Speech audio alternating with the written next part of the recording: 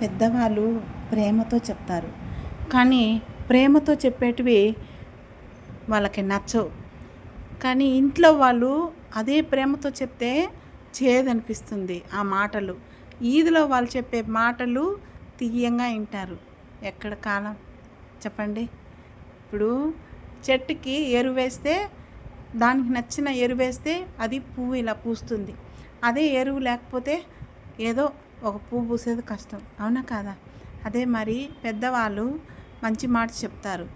ఇంట్లో వాళ్ళు మంచి మాట చెప్తే చేదనిపిస్తుంది.